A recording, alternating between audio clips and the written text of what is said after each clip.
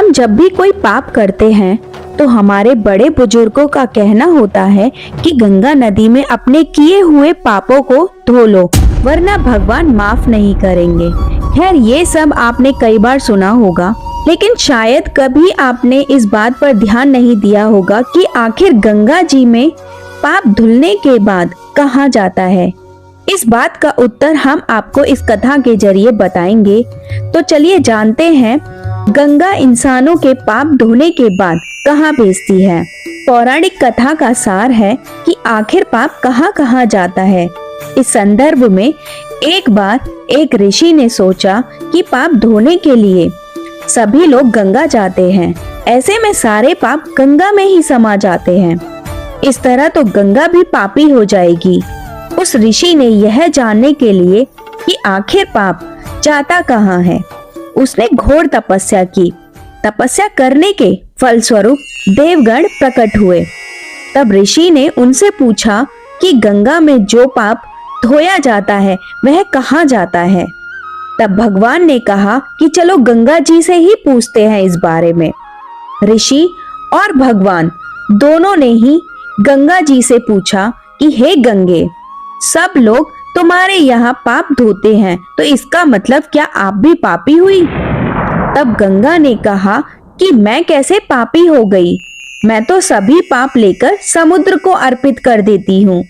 इसके बाद ऋषि और भगवान समुद्र के पास गए और उनसे पूछा कि हे सागर, गंगा सभी पाप आपको अर्पित कर देती है, तो क्या ऐसे में आप पापी हो गए? तब समुद्र ने कहा कि मैं कैसे पापी हुआ, मैं तो सभी पाप को भाप बनाकर बादल बना देता हूँ। अब ऋषि और भगवान दोनों ही बादल के पास गए। उनसे पूछा कि हे बादल, समुद्र पापों को भाप बनाकर बादल बना देता है, तो क्या आप पापी हुए? बादलों ने कहा, मैं कैसे पापी हुआ, मैं तो सभी पाप को वापस पानी बना देता हूँ और धरती पर गिरा देता हूँ। इससे ही अन्न उपजता है, इसे ही मानव खाता है। खाने का तात्पर्य ये है कि उस धरती में जो अन्न जिस मानसिक स्थिति में उगाया जाता है और जिस वृत्ति में प्राप्त किया जाता है और जिस मानसिक अवस्था में खाया जाता है, उसी के आधार पर मानव की मानसिकता बनती है। यही कारण है कि कहा जाता है कि जैसा खाए अन्न वैसा बनता मन। जिस प्रवृत्ति में अन्न प्राप्त किया जाता है और जिस मानसिक अवस्था में खाया जाता है, वैसा ही विचार मानव का बन जाता है। ऐसे में हमेशा भोजन शांत रहकर ही ग्रहण करना चाहिए। अन्न जिस धन से खरीदा जाए वह धन भी ईमानदारी और परिश्रम का होना चाहिए।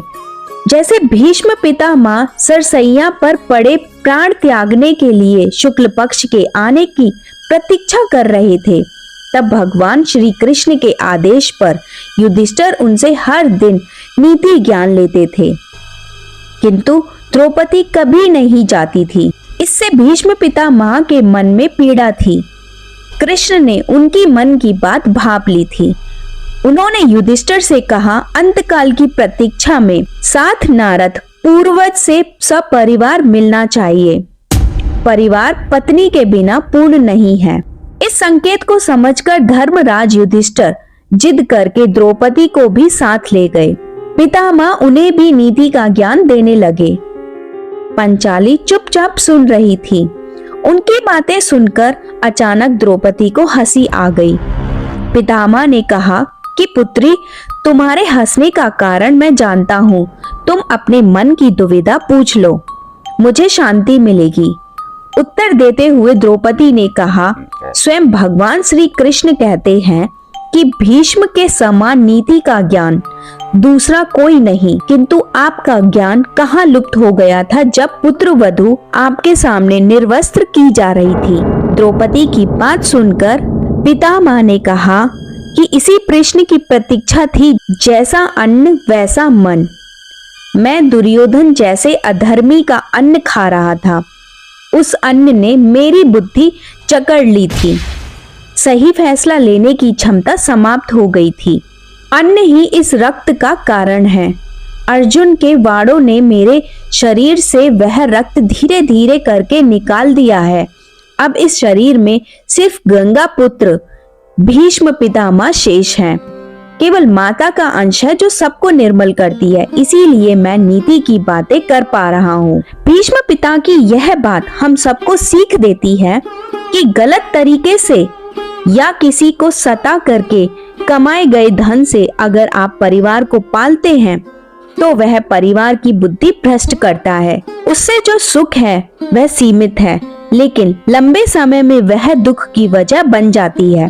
अगर आपके सामने गलत तरीके से पैसा कमा कर भी कोई फल फूल रहा है तो यह समझ जाए कि वह उसके पूर्व जन्म में संचित पुण्य है जिसे वह निगल रहा है।